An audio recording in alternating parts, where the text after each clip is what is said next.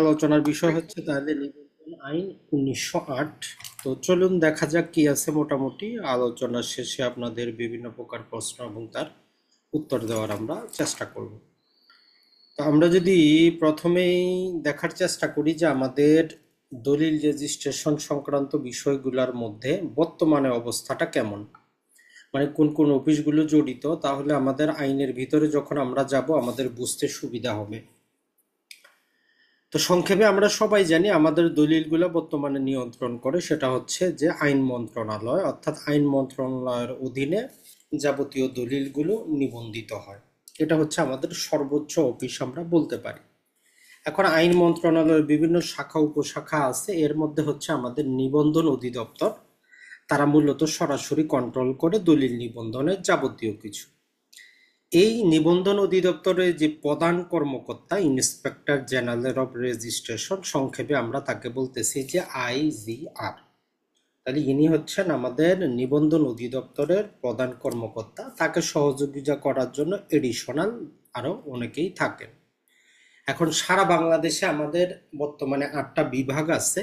তো ইনি কি করেন, ওনার কাজের চাপটা কমানোর জন্য সারা বাংলাদেশের প্রতিটা বিভাগে একজন করে ডিআইজিআর নিযুক্ত করে রাখছেন। মানে টোটাল বাংলাদেশটার মধ্যে 8টা বিভাগে আবার পৃথক 8জন ব্যক্তি দায়িত্বে আছে। তাহলে প্রথমে দায়িত্ব হচ্ছে আইন মন্ত্রণালয়, তার অধীনস্থ হচ্ছে আমাদের নিবন্ধন অধিদপ্তর। তো সেইখানের প্রধান হচ্ছেন আইজিআর। উনি যতটা বিভাগ আছে প্রতিটা বিভাগের জন্য পৃথক 8জন ব্যক্তি নিযুক্ত করে রাখছেন। মানে যেমন ধরেন যে আমার রাজশাহী বিভাগে যদি কোনো দলিল সংক্রান্ত বিষয় ঘটে, তাহলে রাজশাহী বিভাগের যিনি দায়িত্ব আছেন উনি সেটা দেখবেন, রংপুর বিভাগ হইলে উনি দেখবেন, ঢাকা হইলে উনি দেখবেন, এইভাবে নিয়ন্ত্রণ করে। এরপরে হচ্ছে প্রতিটা জেলা শহরে একজন করে জেলা রেজিস্ট্রার আছেন, শুধুমাত্র আমাদের 3টে জেলা বাদ দিয়ে। কোনটা? ওই যে আমাদের পার্বত্য 3 জেলা আমরা বলি, খাগড়াছড়ি, বান্দরবন এবং হচ্ছে রাঙ্গামাটি। ওই 3 জেলার যেহেতু সেখানে সম্পত্তি রেজিস্ট্রেশন প্রক্রিয়াটা ভিন্ন, সেখানে এই ধারা প্রক্রিয়াটা নাই। আর প্রতিটা উপজেলায় কি আছে, আমাদের একজন করে সাব রেজিস্ট্রার আছেন। বর্তমানে এখন পর্যন্ত 497টা আমাদের সাব রেজিস্ট্রি অফিস আছে যার অধীনে দলিল নিবন্ধিত হয়। তাহলে এইটা জানলাম আমরা এক শব্দে বাংলাদেশের নিবন্ধন ব্যবস্থাটা কেমন। তাইলে সর্বনিম্ন স্তরে পাচ্ছি একজন সাব রেজিস্ট্রার, তার উপরে পাচ্ছি জেলা শহরে জেলা রেজিস্ট্রার, বিভাগীয় শহরে পাচ্ছি আমরা ডিআইজিআর, আর কেন্দ্রীয় পর্যায়ে পাচ্ছি আমরা আইজিআর। আর আমাদের সর্বোচ্চ দায়িত্বে আছে নিবন্ধন অধিদপ্তর, তার মধ্যে হচ্ছে আইন মন্ত্রণালয়। এটা এই জন্যই আমরা বলি কারণ অনেক ক্ষেত্রে দেখবেন যে দলিল নিয়ে নানা প্রকার ঝামেলা হয়, তো তখন আপনি কার কাছে যাইতে পারবেন। তো এই হচ্ছে তাদের প্রক্রিয়া। এখন আসি আমরা একটা সাব রেজিস্ট্রেশন অফিসে সরকারিভাবে আসলে কারা কারা থাকেন, না হলে আমরা সেখানে গিয়ে টাউট বাটফারের মুখোমুখি হব। আমরা তাদেরকে সরকারি কর্মকর্তা মনে করে সময় এবং শ্রম দুইটাই কিন্তু কি করব, নষ্ট করব। তো প্রতিটা সাব রেজিস্ট্রেশন অফিসে একজন সাব রেজিস্ট্রার থাকেন, একজন থাকেন অফিস সহকারী, আর স্থায়ী মোহরার বলতে আপনি বলতে পারেন যে আসলে নকল নবিশ বলতে পারেন, কারণ নকল নবিশটা কিন্তু সরকারি কর্মকর্তা বা কর্মচারী না। তো স্থায়ীভাবে সরকারি কিছু কয়েকজন প্রতিটা সাব রেজিস্ট্রেশন অফিসে 2 জন 3 জন করে সরকারি নকল নবিশ রেখেছে, যাদেরকে আমরা স্থায়ী মোহরার বলি। এটা ছাড়া অফিস সহায়ক থাকেন, পিয়ন থাকেন, আর পরিচ্ছন্ন কর্মী। এই হচ্ছে প্রতিটা সাব রেজিস্ট্রেশন অফিসের সরকারি কর্মকর্তা এবং কর্মচারীর জায়গা। এখন যারা দলিল লেখক আছেন নর্মালি ইনারা কোনো সরকারি কর্মকর্তাও না, কর্মচারীও না, ইনারা জাস্ট দলিল রেজিস্ট্রেশনে হেল্প করেন। তো এইটার জন্য তাদের কিছু বিধিমালা আছে, নীতিমালা আছে, যে এই এর অধীনে হইলে আপনি দলিল লেখক লাইসেন্স পাবেন, দলিল লিখতে পারবেন, সাব রেজিস্ট্রারের কাছে উপস্থাপন করতে পারবেন। আর নিবন্ধিত দলিলগুলোকে বালামে লেখার জন্য শুধুমাত্র আমরা জানি সরকারিভাবে 1 বা 2 জন আছেন নকল নবিশ, কিন্তু এত দলিল তো আর বালামে করা সম্ভব না। তো এই জন্য চুক্তিভিত্তিক নিয়োগ দেওয়া হয় এই যে নকল নবিশ। প্রতিটা সাব রেজিস্ট্রেশন অফিসে যে অনেকজন বসে লিখতেছে, এরা সবাই যতটা দলিল লিখবে সেই অনুপাতে আনুপাতিক হারে, যেমন আমরা এনএনফি গুলা দলিলে দেই নকল নবিশদের জন্য, সেটা 2018 সালে যুক্ত করা হয়েছে। এনএনফি 36 টাকা করে প্রতি পাতা, ওই অনুযায়ী নকল নবিশটা পান। এদের কোনো সরকারি আর অন্য কোনো বেতন ভাতা নানা প্রকার কিছু আসে না। তো এই জন্য এরা বহুদিন ধরে আন্দোলন করতেছে যে এদের পদটাও যাতে কি করা হয়, নকল নবিশের পদও যাতে সরকারি করা হয়। এই হচ্ছে আমাদের বাস্তব অবস্থাটা। এখন আমরা একটু দেখার চেষ্টা করি যে আমাদের দলিল নিবন্ধনের সাথে কোন কোন আইনগুলো জড়িত, কি কি বালাম আছে, তাহলে আইনের ভিতরে গেলে আরো সহজ হবে। দলিল নিবন্ধন রিলেটেড আমরা পাবো রেজিস্ট্রেশন আইন 1908, এবং সর্বশেষ এই আইনটা কিভাবে প্রয়োগ হবে যাবতীয় খুঁটিনাটি সহ আমরা জানি যে একটা বিধিমালা থাকে। সর্বশেষ 2014 সালে আমাদের একটা বিধিমালা জারি করা হয়েছে। আর যেহেতু একটা দলিল নিবন্ধন করতে আরো অনেক কিছুর প্রয়োজন পড়ে, এই জন্য 2014 সালে একটা ম্যানুয়ালও কিন্তু জারি করা আছে। Just 1 minute.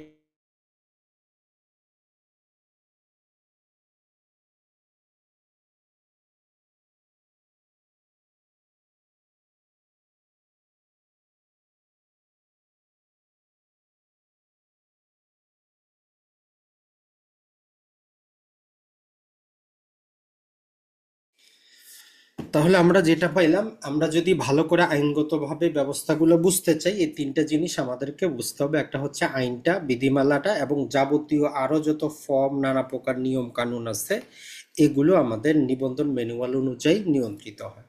তো বাজারে আপনারা এটা মোটামুটি 500 টাকা দিয়ে পাবেন, যদিও সরকারিভাবে এটা পাবলিশড হয় না বাজারে, তারপরে বিভিন্ন লাইব্রেরির মধ্যে আপনি পাইতে পারেন নিবন্ধন ম্যানুয়াল 2014। ওইটা নিলে ওইটার ভিতরে আইন বিধিমালা সকল পরিপত্র আছে। অথবা আমরা এই ক্লাসের শেষে পিডিএফটা আপনাদের গ্রুপে দিয়ে দিব, যারা পিডিএফ পড়তে চান সেখানে পিডিএফ পড়ে নেবেন। এখন আমরা যে প্রতিদিন দলিলগুলা রেজিস্ট্রেশন করি, এই দলিলগুলাকে ক্যাটাগরি ভাগ করা হয় 5টা ক্যাটাগরিতে। তাহলে যদি আমরা বলি, সাব রেজিস্ট্রেশন অফিসে 5 প্রকারের সরকারি বই আছে, যেগুলাকে প্রচলিত শব্দে আমরা বলি যে বালাম বই বা রেজিস্টার বই। তো টোটাল এই 5 প্রকারের মধ্যে সবচেয়ে বেশি পরিমাণ দলিল আসে আমাদের বালাম নাম্বার 1 মানে রেজিস্টার 1 বুক 1 এর মধ্যে। আর সবচেয়ে কম পরিমাণ হচ্ছে আমাদের বালাম 5-এ। তো এইটাই আমরা আগে আলোচনা করিনি। এটা হচ্ছে খামযুক্ত উইল। নর্মালি খুব রেয়ার ক্ষেত্রে বর্তমানে হয়, যেমন ধরেন যে আপনি মারা যাওয়ার পরে আপনার সম্পত্তি কিভাবে বন্টিত হবে আপনি কাগজের মধ্যে লিখে ওইটাকে একদম ভালো করে খাম দিয়ে আবদ্ধ করে খামের উপরে আপনার নাম, এবং আপনি মারা গেলে কে ওই যে দলিলটা নিয়ে আসবে তার নাম ঠিকানা সহ আপনি জমা করতে পারেন। তো এইটা বালাম 5-এর মধ্যে সিরিয়ালি জাস্ট সিরিয়াল নাম্বারটা লিখে রাখা হয়। তাহলে 5 নাম্বারটা নর্মালি কোনো কাজ নাই, তো এটা জাস্ট হচ্ছে খামযুক্ত উইল। আর 3 নাম্বারটা হচ্ছে যখন আপনি কোনো উইল বা ওসিয়তনামা আপনি করবেন, খোলা উইল যেগুলো আপনি চান যে নিবন্ধন করে যাবেন, তাহলে এটা 3 নাম্বার বইয়ের মধ্যে রেজিস্ট্রেশন করা হয়। এটাই হচ্ছে নিয়ম। এখন বাকি হচ্ছে আমাদের আর দুইটা। একটা হচ্ছে যে যদি আপনি কোনো দলিল যদি উপস্থাপন করতে, দলিল সাব রেজিস্ট্রেশন অফিসে দিলেন, সাব রেজিস্ট্রার নানা কারণে দলিলটা রেজিস্ট্রেশন করবে না, সে অস্বীকার করলো। এই যে সে অস্বীকার করবে, অস্বীকারের কারণটা তাকে লিখতে হয়। মাঝে মধ্যে আপনার দলিলটা সে কি করবে, আটক করে রাখবে। তো কেন সে আটক করলো, কি কারণ, কেন নিবন্ধন করবে না, এর যাবতীয় নিয়ম কানুন লেখার জন্য একটা রেজিস্টার আছে, যেটাকে আমরা 2 নাম্বার রেজিস্টার বলি।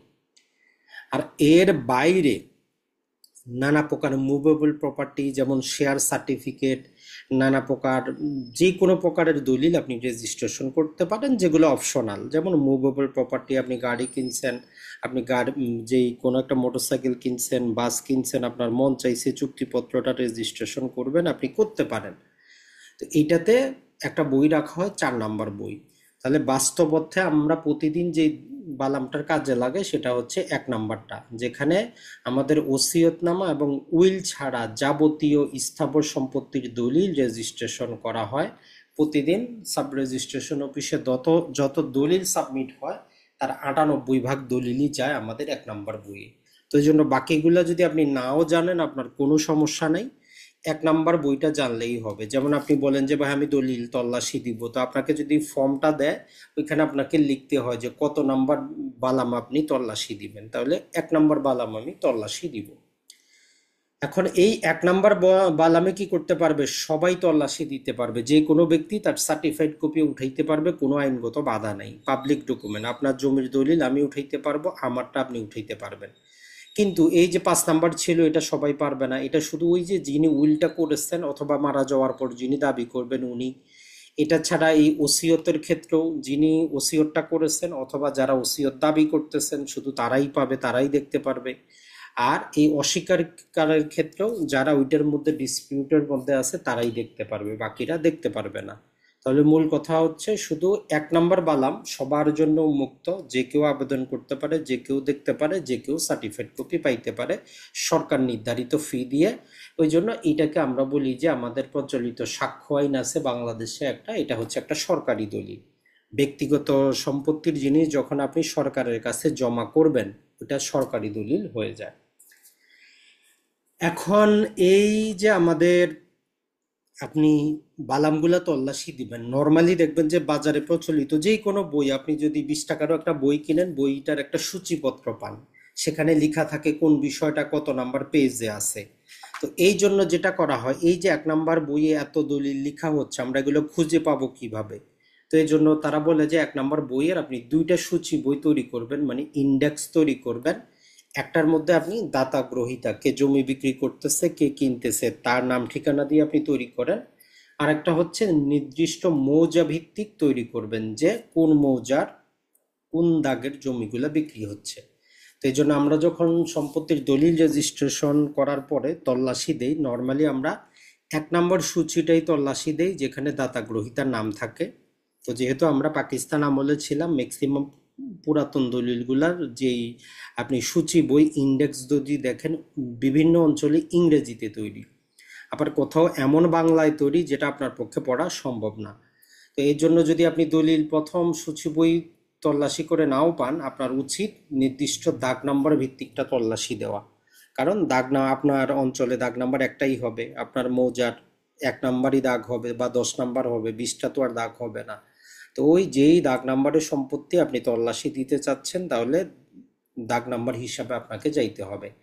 এখন এখানে একটা কথা আছে যে আপনি যখন তল্লাশিটা দিবেন, আপনি যদি আবেদন করেন আপনি সূচি তল্লাশি দিবেন, এটার ফি, সূচি তল্লাশি দিয়ে ওই ফি দিয়ে দাগ নাম্বার হিসেবে তল্লাশি দিতে পারবেন না। তো এই জন্য আপনি 2টাই একসাথে আবেদন করবেন, ফি আপনার ডবল যাক, যে যাতে 2টা বই আপনার সামনে থাকে যাতে আপনি জিনিসগুলা পান। তো এই 2 পাতা ছিল আমাদের মোটামুটি বাস্তব অর্থে আমাদের সাব রেজিস্ট্রেশন অফিসের অবস্থা এবং তল্লাশি জিনিসটা। তো এখন আমরা আইনগতভাবে দেখার চেষ্টা করি, অনেক লম্বা চড়া আইন, কাজের জিনিসটা আমরা পড়বো, আকাজা জিনিসগুলো পড়ে লাভ নাই। এই যে এতক্ষণ আমরা বললাম সাব রেজিস্ট্রার, জেলা রেজিস্ট্রার থাকবেন, নিবন্ধন অধিদপ্তর থাকবেন, এই রিলেটেড কথাবার্তাইগুলো আমাদের পার্ট 2 3 নাম্বার থেকে 16 নাম্বার পর্যন্ত এই কথাগুলাই বলতেছে, অন্য কোনো কথা নাই। যে একজন আইজিআর থাকবেন, একটা জেলা রেজিস্ট্রার থাকবে, সাব রেজিস্ট্রার থাকবে, এদের বসার অফিস থাকবে, এদের একটা সিল থাকবে, বালাম বইগুলো কিনা হবে, এবং এই দলিলপত্র যাতে আগুনে পুড়ে না যায়, বৃষ্টিতে ভিজে না যায়, এই জন্য ফায়ার প্রুফ বক্স থাকবে। তাহলে 3 থেকে 16 পড়ার কিছুই নেই, অলরেডি আমরা পড়ে ফেলছি। আর 1 আর 2ও আমরা পড়ে ফেলছি। 1 নাম্বার পার্টের মধ্যে আমাদের 1 আর 2 বলতেছে যে এই আইনটা সারা বাংলাদেশে প্রযোজ্য হবে 1909 সালের জানুয়ারি মাসের 1 তারিখ থেকে, পার্বত্য 3 জেলা বাদ দিয়ে, রাঙ্গামাটি, তার বান্দরবন এবং খাগড়াছড়ি, এই পার্বত্য 3 জেলা বাদ দিয়ে সারা বাংলাদেশে এই আইনের অধীনে একটা দলিল নিবন্ধিত হবে। মোটামুটি আমাদের বলতে গেলে ধরেন যে অর্ধেক পড়াশোনা কিন্তু শেষ। এখন চলে আসি, আমরা যে বলি যে কোন দলিলটা রেজিস্ট্রেশন করতে হবে আর কোন দলিলটা রেজিস্ট্রেশন করতে হবে না। তো এটা আমরা পাবো পার্ট নাম্বার 3-তে 17 থেকে নিয়ে 22-এর এর মধ্যে পড়লে আমরা দেখব যে কোন দলিল সরকার বলছে নিবন্ধন করতে হবে আর কোনটা হবে না। এখন এটা তো আর একদিনে বাধ্যতামূলক করে না, এই জন্য বিভিন্ন প্রকার দেখবেন যে ছোটখাটো সেকশন সাবসেকশন দিয়ে অনেক ঝামেলা করছে। তো আমরা সহজে আপনাদের জন্য বলতেছি যে 17-1 বলতেছে যে কোনো গিফট বা দান দলিল, যে কোনো হেবা দলিল, হিন্দু বৌদ্ধ খ্রিস্টানদের উপহার দলিল, এই সমস্ত দলিল আপনাকে রেজিস্ট্রেশন করতে হবে। এক কথায় গিফট ডিড অবশ্যই রেজিস্ট্রেশন করতে হবে। বি নাম্বারে যখন আমরা যাব, আমাদেরকে কোনোদিন বলে না যে সেল ডিড রেজিস্ট্রেশন করতে হবে, কোনোদিন বলে না যে বিনিময় দলিল রেজিস্ট্রেশন করতে হবে। আইনের কিছু শব্দ ব্যবহার করে বলে যে আপনার জমিটা নিয়ে যদি এই রকম কোনো হস্তান্তর ঘটে তাইলে ওইটা রেজিস্ট্রেশন করতে হবে। যেমন বলতেছে যে উইল বা ওসিয়ত গুলা বাদ দিয়ে অন্য যে কোনো প্রকারের দলিল যেটাতে বর্তমানে মানে আজকে অথবা ভবিষ্যতে 2 দিন পরে, 1 মাস পরে, 2 মাস পরে, কন্ডিশন থাকুক অথবা কন্ডিশন ছাড়া, কোনো প্রকার অধিকার, কোনো প্রকার মালিকানা, কোনো প্রকার স্বার্থ, কোনো প্রকার ঘোষণা, কোনো প্রকার হস্তান্তর, কোনো প্রকার সীমাবদ্ধতা বা কোনো প্রকার মালিকানা বাতিল, এইরকম ঘোষণা যদি আপনি দেন, এখানে কিন্তু নির্দিষ্ট কোনো দলিলের নাম উল্লেখ করা নাই। যেমন আপনি জমি বিক্রি করতেছেন, মানে আপনি মালিকানার হস্তান্তর করতেছেন, তো মালিকানা ইনক্লুড করে দিয়েছে। এরপরে আপনি কারোর সাথে বিনিময় করতেছেন, তার মানেটা কি আপনার মালিকানাটা আপনি এক্সচেঞ্জ করতেছেন। আপনার সম্পত্তি আপনি ব্যাংকে বা অন্য কোনো জায়গায় মর্গেজ রাখছেন, আপনি কি করছেন, একটা সীমাবদ্ধতা নিয়ে আসছেন। তো এই জন্য শব্দ চয়নগুলো এমনভাবে করছে যাতে কোনো প্রকার দলিল আর বাদ না যায়। তো এটা আমাদের মুখস্থ রাখার দরকার না, আমরা অলরেডি দলিলটা পড়ছি যে কত প্রকারের দলিল হয়, কোনগুলা রেজিস্ট্রেশন করতে হবে। ওভারঅল হিসাব করলে আমরা 27 প্রকারের মোটামুটি দলিল পাবো, তবে সংখ্যা নির্দিষ্ট না, সংখ্যা আরো 10 বছর 20 বছর পরে নতুন কোনো দলিল আসতে পারে। তো এগুলো যদি এইগুলার ভিতরে পড়ে, যে যার মাধ্যমে আপনি কিছু ঘোষণা করবেন, যার মাধ্যমে আপনি কোনো কিছু ত্যাগ করবেন, যার মাধ্যমে অধিকার আপনার আসবে, যদি সেটা জায়গা জমি রিলেটেড হয় তাহলে অবশ্যই নিবন্ধন করতে হবে। এরপরে আবার বলতেছে যে অনেক ক্ষেত্রে যেটা হয় যে এই রকম জায়গা জমি বা যেটা আমরা পড়লাম, এইটার যে টাকা পয়সার লেনদেন, এর বিপরীতে যে আপনি টাকা পয়সাটা পাইছেন, অ্যাকনলেজ যদি করেন যে হ্যাঁ, আগে তো আপনি 10 বিঘা জমি আপনি বিক্রি করলেন কিন্তু টাকা পান নাই, পরে আপনি অ্যাকনলেজ করতেছেন যে আমি টাকা পয়সাটা পাইছি, তাহলে উপরে যেগুলো আমরা পড়লাম এই রকম সম্পত্তির নানা প্রকার জিনিসের যদি লেনদেনগুলা আপনি স্বীকারোক্তি দেন, তাহলে ওই স্বীকারোক্তিটাও রেজিস্ট্রেশন করা বাধ্যতামূলক। তো নর্মালি এটা আমাদের বুঝে আসবে না, অতটা দরকার নাই, জাস্ট এক শব্দে মনে রাখবেন যত প্রকার আমরা দলিল পড়ছি মোটামুটি 10-11 প্রকার, ওই দলিলগুলা নিবন্ধন করতে হবে। তো এরপরে সরকার নিয়ে আসে বলতেছে যে মর্গেজকৃত যত প্রকার দলিল আছে, আমরা সম্পত্তি হস্তান্তর আইনে 6 প্রকারের দলিলের কথা পড়ছি, সবগুলা রেজিস্ট্রেশন করতে হবে। পূর্বে রেজিস্ট্রেশন সবগুলার বাধ্যতামূলক ছিল না। এরপরে বলতেছে যে আপনার কোনো জমি যদি আপনি 1 বছরের বেশি লিজ দেন, গত ক্লাসে আমরা আলোচনা করেছি যে 1 বছরের বেশি লিজ দিলে বাধ্যতামূলক রেজিস্ট্রেশন, অথবা কত বছর তো নির্দিষ্ট করেন নাই, কিন্তু বছর বছর এত টাকা আপনি ভাড়া পাবেন, এইটা যদি আপনি ফিক্স করেন তাহলে বাধ্যতামূলক রেজিস্ট্রেশন করতে হবে। এটা ছাড়া আদালতের যে কোনো ডিক্রি, আদেশ অথবা রোয়েদাদ, যার মাধ্যমে কি হবে, কোনো প্রকার স্থাবর সম্পত্তির মালিকানা বা কোনো প্রকার স্থাবর সম্পত্তি মালিকানা অর্জিত হবে, হস্তান্তরিত হবে, খণ্ডিত হবে, তাইলে নিবন্ধন করতে হবে। আর উত্তরাধিকারী সূত্রে আমরা যে সম্পত্তিগুলা পাবো এইগুলা অবশ্যই রেজিস্ট্রেশন করতে হবে। আর যদি আমরা কি করি, কৃষি সম্পত্তির অগ্রক্রয় করি রাষ্ট্রীয় প্রজাস্বত্ব আইনের অধীনে, তাইলে ওই অগ্রক্রয়ের দলিল আদালতের আদেশটা নিবন্ধন করতে হবে। তবে এক্ষেত্রে বলতেছে যে সরকার যদি চায় 5 বছরের বেশি নয়, মানে 5 বছর পর্যন্ত লিজ এবং যার ভাড়া 50 টাকার বেশি না, এইরকম দলিলগুলা নিবন্ধন থেকে এক্সক্লুড করতে পারে, যে এগুলোর দরকার নাই। তাহলে আমরা দেখলাম মোটামুটি এই প্রকারের দলিল যদি আসে, নিবন্ধন আইনে 17 ধারা বলতেছে এগুলা নিবন্ধন করতে হবে। এর পরবর্তীতে সরকার 2005 সালে যুক্ত করছে 17 বায়না দলিল রিলেটেড। পূর্বে বায়না দলিল রেজিস্ট্রেশন করতে লাগতো না। তো 2005 সালে তারা জুলাই থেকে কার্যকর করছে যে বায়না দলিল লিখিত হবে, দাতা গ্রহীতা মানে উভয় পক্ষ দলিলে স্বাক্ষর করতে হবে এবং দলিলটা অবশ্যই নিবন্ধন করতে হবে। তাহলে বায়না দলিল লিখিত হবে, নিবন্ধিত হবে, আর দাতা গ্রহীতা দুইজনই ওই দলিলে স্বাক্ষর করতে হবে। এরপরে যদি দেখি, আমরা বলতেছে যে আমরা যখন সম্পাদন করব, সম্পাদনের 30 দিনের মধ্যে আমরা এটা নিবন্ধনের জন্য দাখিল করতে হবে। আর 18 ধারাতে আমাদেরকে এই ক্ষমতাটা দেয় যে আমরা যে দলিলগুলো পড়লাম এর বাইরে যত প্রকার দলিল আছে আপনি চাইলে 18 ধারার অধীনে নির্ধারিত ফি দিয়ে আপনি নিবন্ধন করতে পারেন, তাতে কোনো সমস্যা নেই। তাহলে আমাদের এই আইনে শুধু বলছে কোন দলিলগুলা নিবন্ধন করতে হবে, আর বলতেছে যে এর বাইরে অন্য যে দলিল আপনার মন চাইলে আপনি রেজিস্ট্রেশন করেন, তাতে কোনো সমস্যা নেই। এরপরে কাজের হচ্ছে আমাদের 21। পূর্বে যেটা হয়তো আপনার পুরাতন দলিল যদি পড়েন, দেখবেন যে পুরাতন দলিল পড়ে সম্পত্তি সম্পর্কে অতটা কিন্তু জানা যায় না, নানা প্রকার ভেজাল হয়।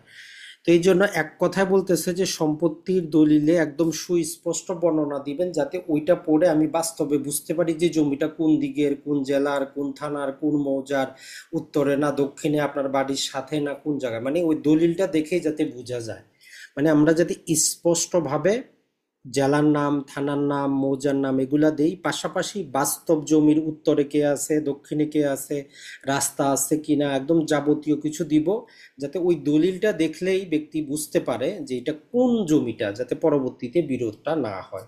এটাই জাস্ট 21 ধারা বলতেছে।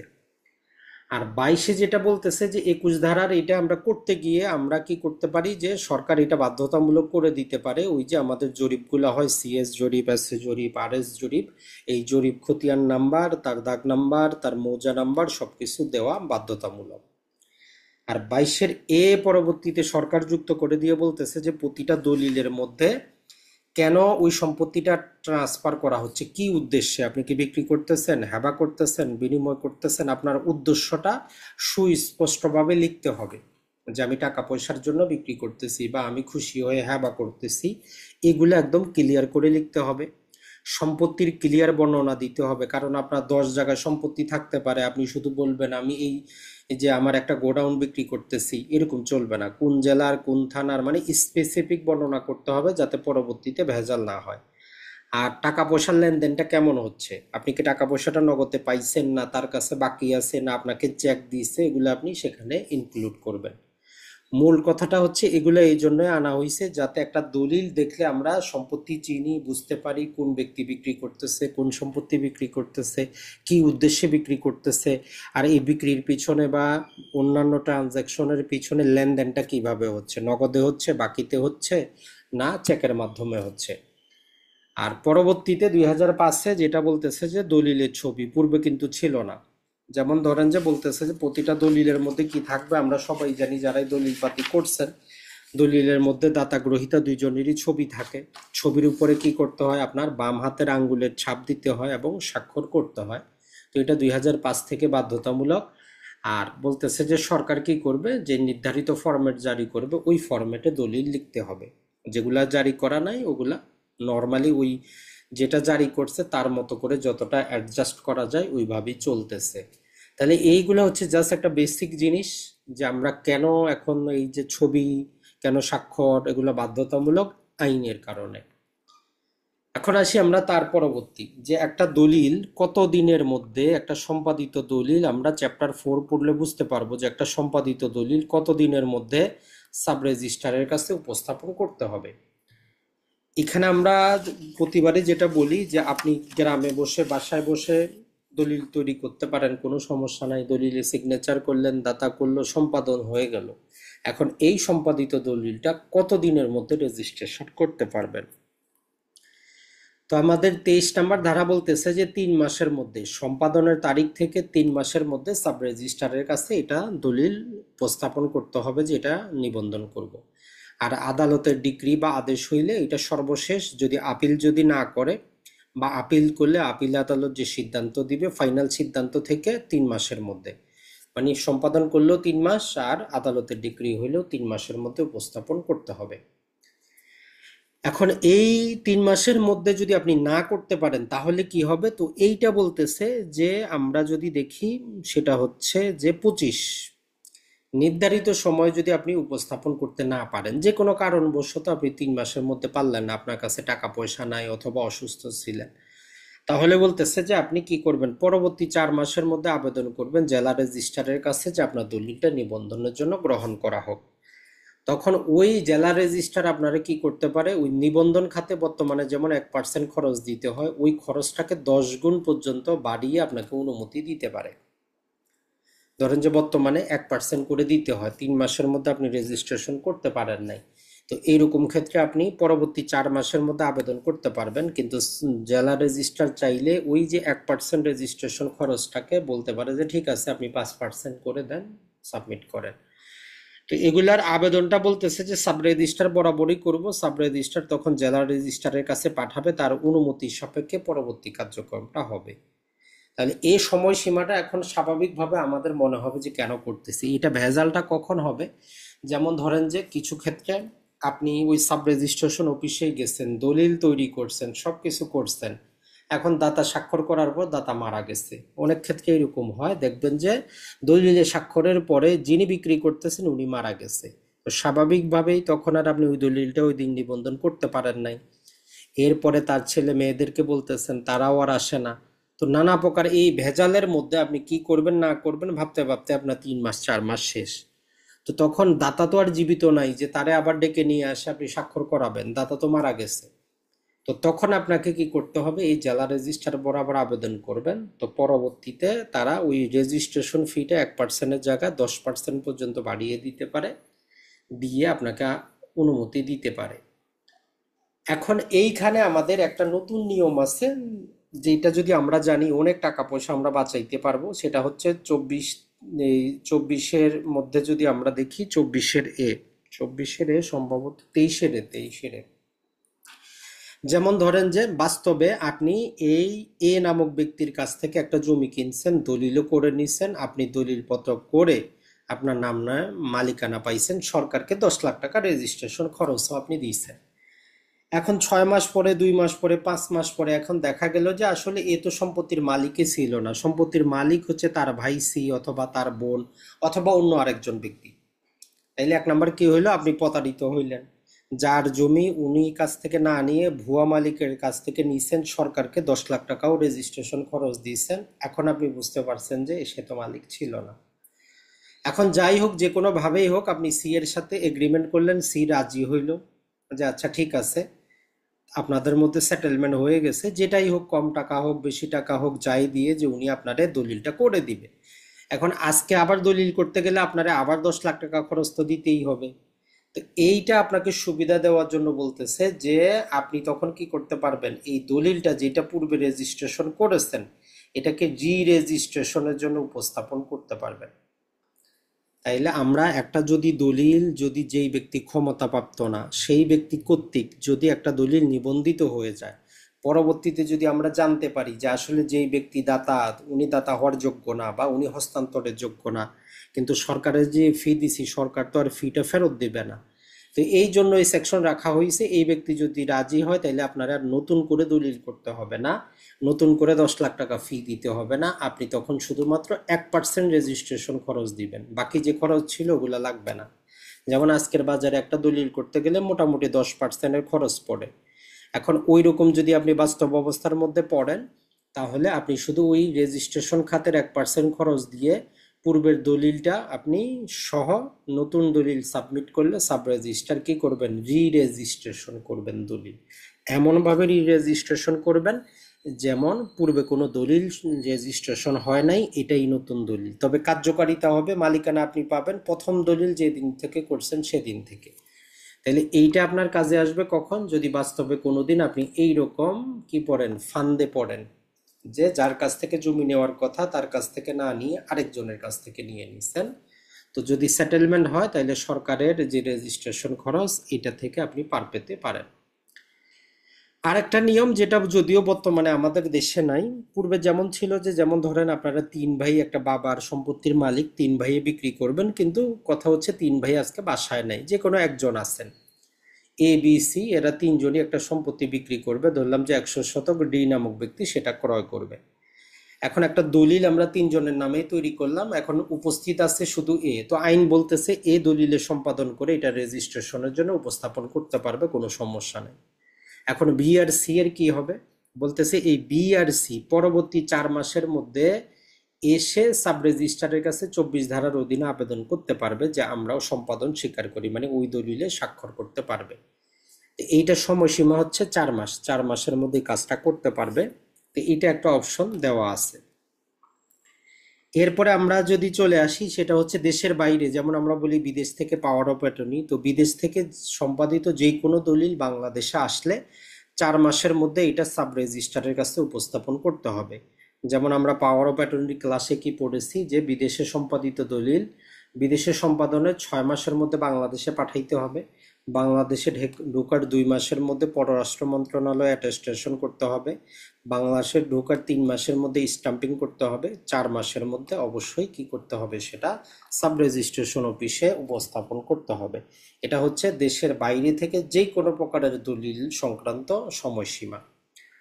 আর যদি উইল দলিল হয়, বলতেছে যে উইল দলিল যেহেতু আমাদের অপশনাল, এটার কোনো সময়সীমা নাই, আপনি যখন খুশি তখন করেন। যেমন আজকে উইল লিখছেন, মন চাইলে 20 বছর পরে আপনি উপস্থাপন করেন, কোনো ঝামেলা হবে না। এরপরের পার্ট হচ্ছে পার্ট নাম্বার 5, যে একটা দলিল কোথায় নিবন্ধন করব, মানে জায়গাটা কোথায় হবে, অফিসটা কোথায় হবে। জেনারেল নিয়ম হচ্ছে সাব রেজিস্ট্রেশন অফিস থাকবে, ওইখানে গিয়ে আমরা দলিলটা সাবমিট করব জায়গাটা। তো 28 থেকে নিয়ে আমাদের 31 বলে যে যে দলিলগুলা আমরা 17 থেকে ই পর্যন্ত দেখেছি, মানে যেগুলা নিবন্ধন বাধ্যতামূলক আমরা দেখলাম, ওই যে আদালতের অগ্রকয় সেগুলা বাদ দিয়ে, এবং যেগুলো অপশনাল, এগুলা হলো সম্পত্তিটার সম্পূর্ণ অংশ। টোটাল সম্পত্তিটা যেই জায়গায় অবস্থিত, যে সাব রেজিস্ট্রেশন অফিসে অবস্থিত, ওইখানে করব। অথবা সম্পত্তির বেশি অংশ যে জেলায়, যে সাব রেজিস্ট্রেশন অফিসের অধীনে, সেখানে আমরা করব। আর যদি একাধিক সাব রেজিস্ট্রেশন অধীনে হয় এবং উভয় জায়গায় সমান সমান হয়, তাহলে যে কোনো এক জায়গায় আমরা করব। তো এইটা কেন রাখা হয়েছে, যে 1984 সালে এক প্রকারে চেঞ্জ করা হয়েছে। পূর্বে যে নিয়মটা ছিল সেটা, ধরেন যে আপনার ঢাকার মধ্যে আপনার 5 শতক জমি আছে আর রংপুরে আপনার 10 শতক জমি আছে।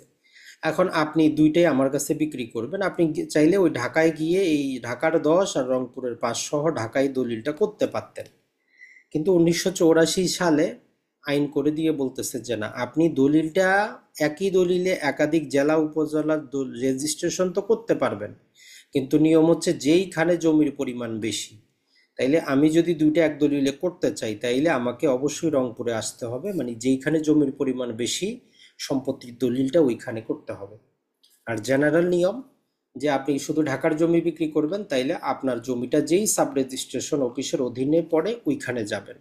যদি একাধিক জেলা উপজেলার থাকে, তাহলে বেশি পরিমাণ জমি যেই সাব রেজিস্ট্রেশনের অধীনে সেখানে যাবেন।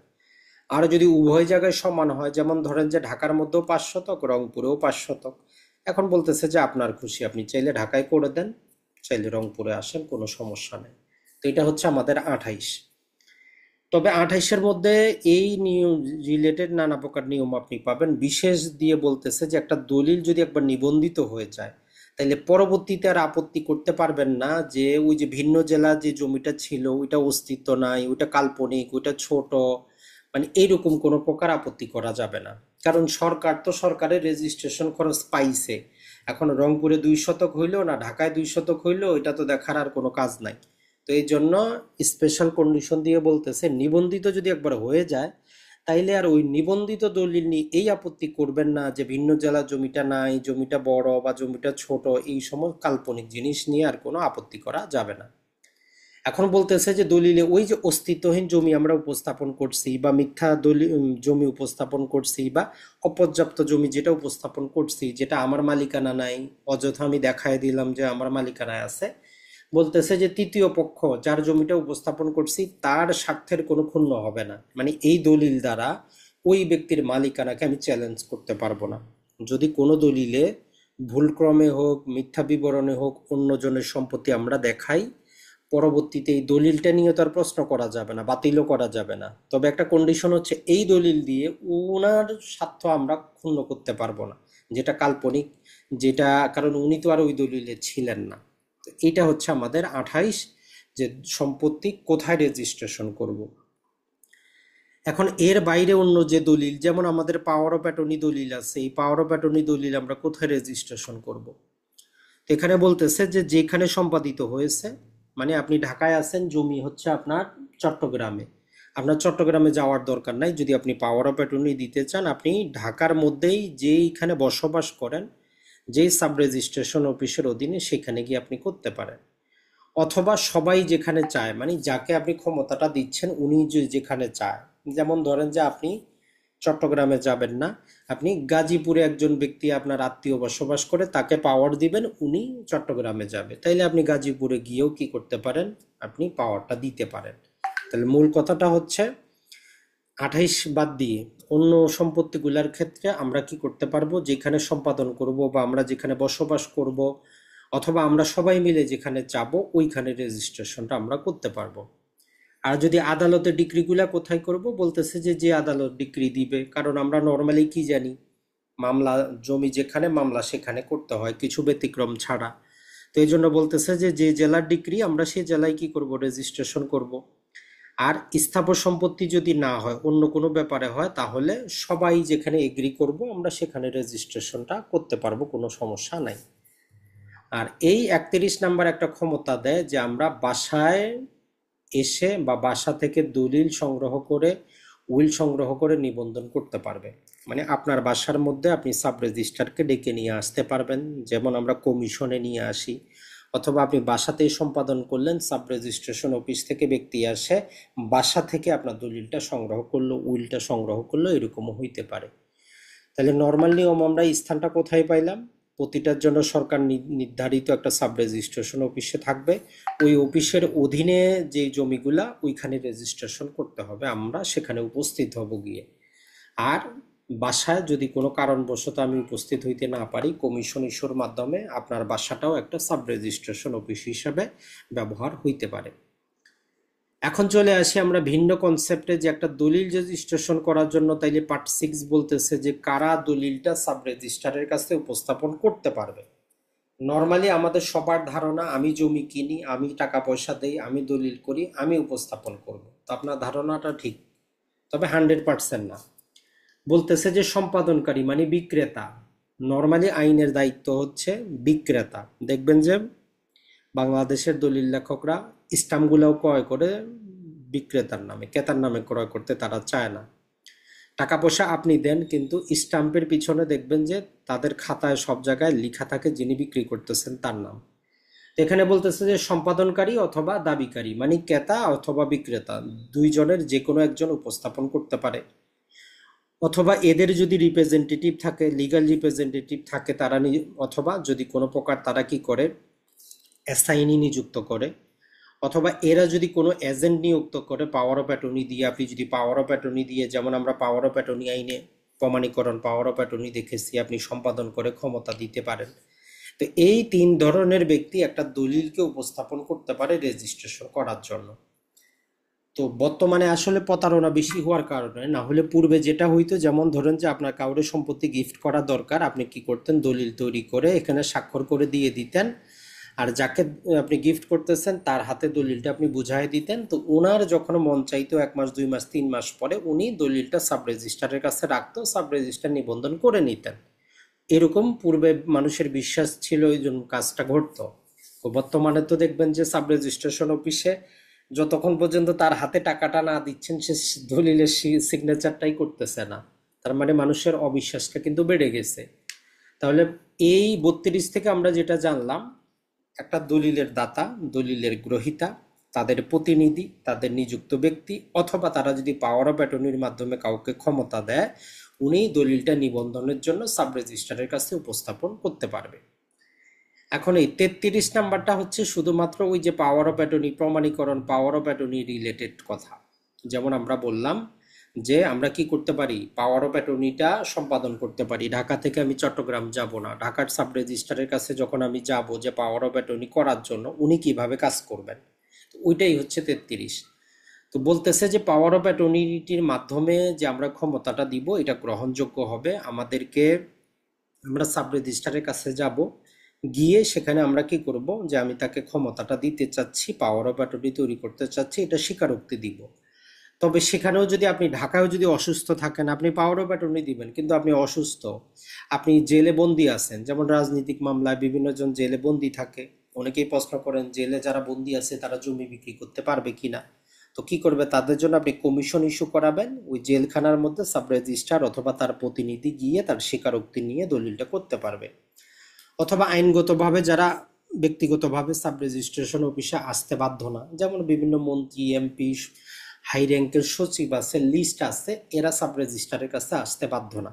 তো এরা যদি জমি জমা বিক্রি করতে চায়, এরা কি করে, এরা কমিশনের আবেদন করে, তো সাব রেজিস্ট্রেশন অফিস থেকে একজন ব্যক্তি গিয়ে তাদের ওই সম্পাদনটা করে নিয়ে আসে।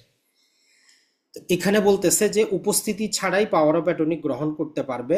কি করবে, যদি ওনার ডাউট হয়, ধরেন যে একটা দলিল একজন ব্যক্তি কারাগারে আছে, আপনি সম্পাদন করে তার সিগনেচারটা নিয়ে আসলেন, সাব রেজিস্ট্রার যদি বলে আচ্ছা ঠিক আছে ওকে, যদি ওনার সন্দেহ হয় তাইলে উনি কি করতে পারবেন, নিজে যাইতে পারবেন তার বাসায় অথবা জেলে, অথবা কমিশন জারি করবেন যে তাই আসলে সে সিগনেচারটা করছে কিনা, এটা একটু যাচাই করে নিয়ে আসা যাক।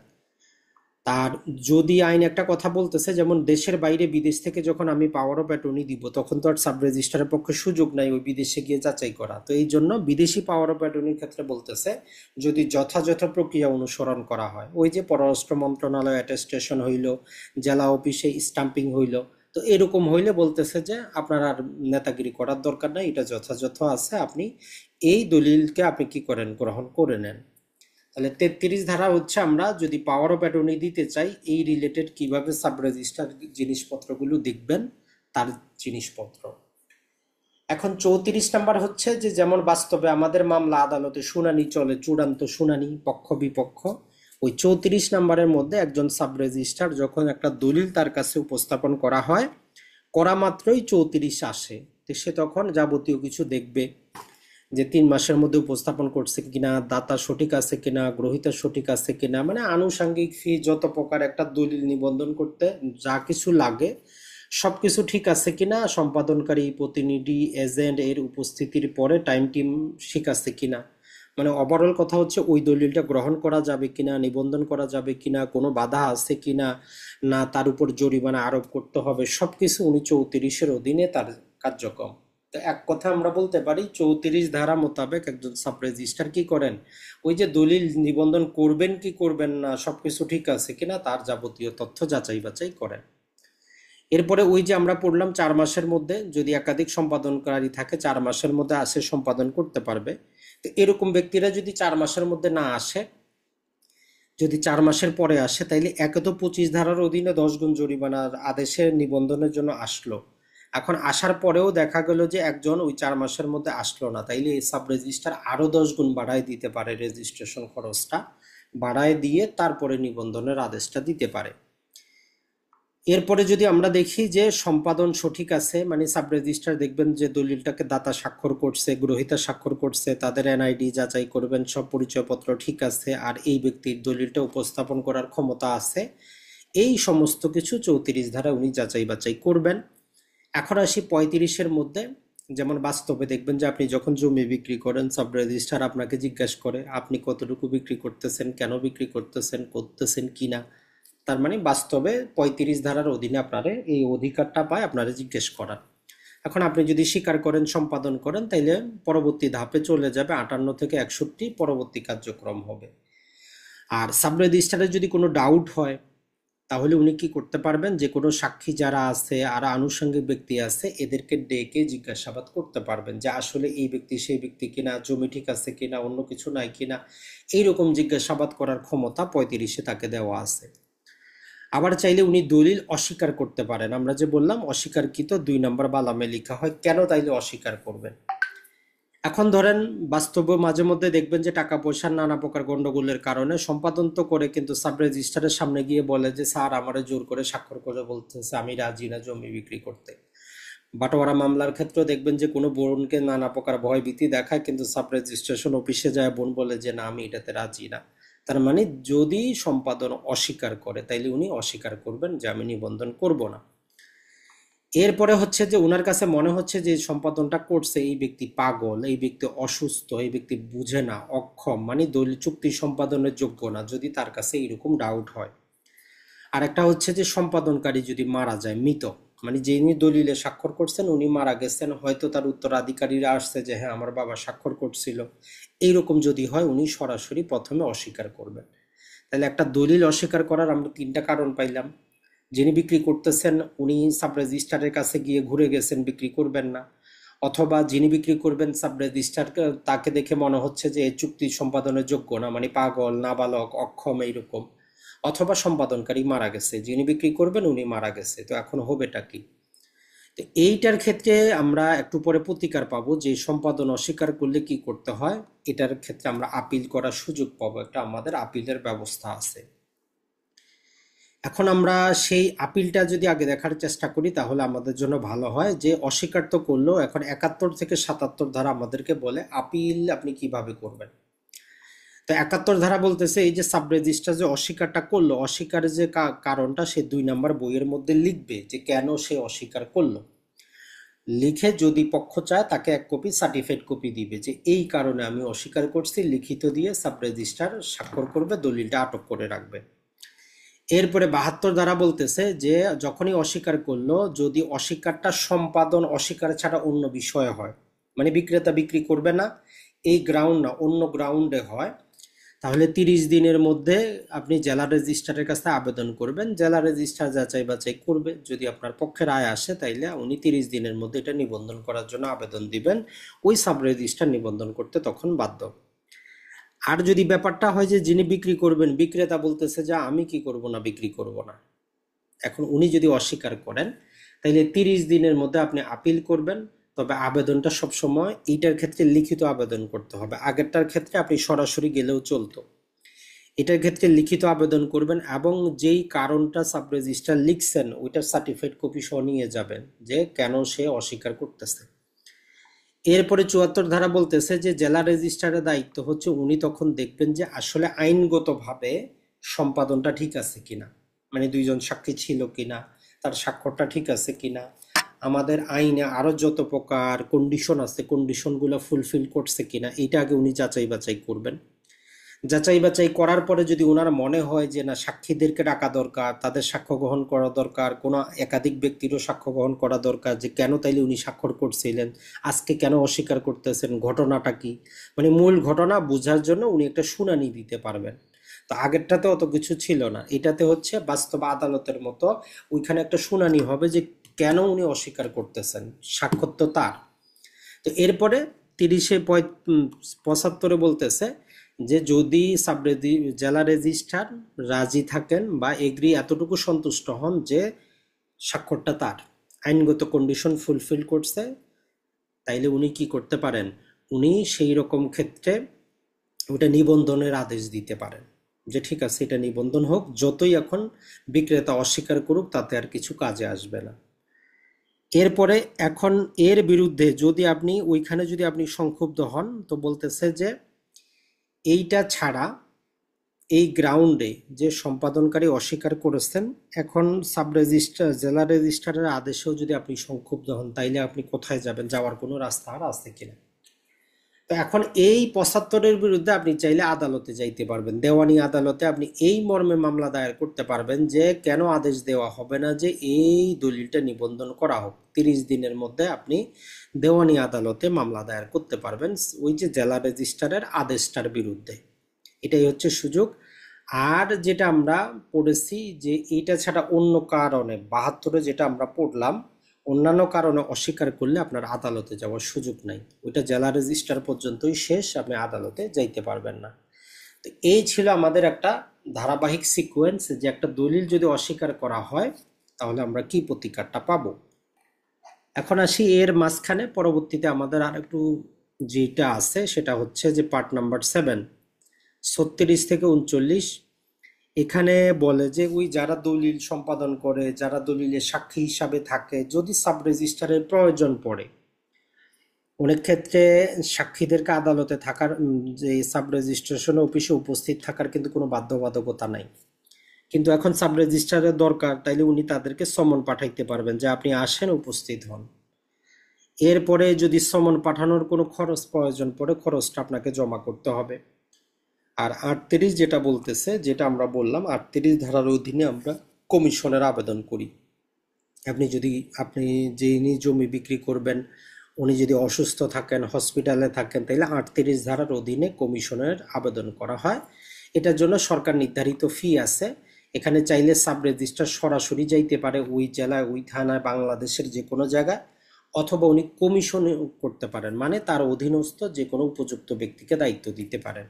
তাহলে 38 ধারার মূল কাজটা হচ্ছে কি, আপনি সাব রেজিস্ট্রেশন অফিসে না গিয়েও ঘরে বসে হসপিটালে থেকে জেলে থেকে আপনি কি করতে পারেন, এই দলিল রেজিস্ট্রেশন করতে পারেন।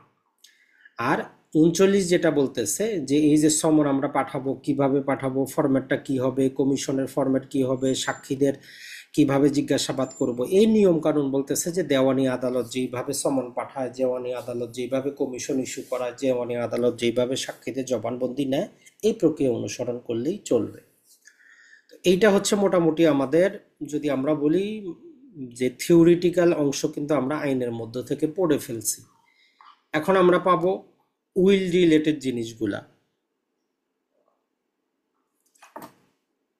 এখন উইলের ক্ষেত্রে যেটা আমাদেরকে বলতেছে যে উইলগুলোকে উপস্থাপন করতে পারবে, আমরা তো সাধারণ দলিল পাইলাম, তো উইল তো একটা বিশেষ ক্যাটাগরি।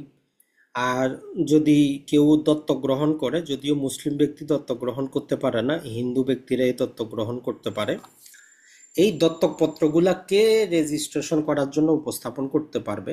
তো এক নাম্বার যেটা বলতেছে যে যিনি দত্তকটা নিচ্ছেন বা যিনি উইলটা করতেছেন, উনি সাব রেজিস্ট্রার বরাবর উপস্থাপন করবেন, উনি গিয়ে নিজে উপস্থাপন করবেন।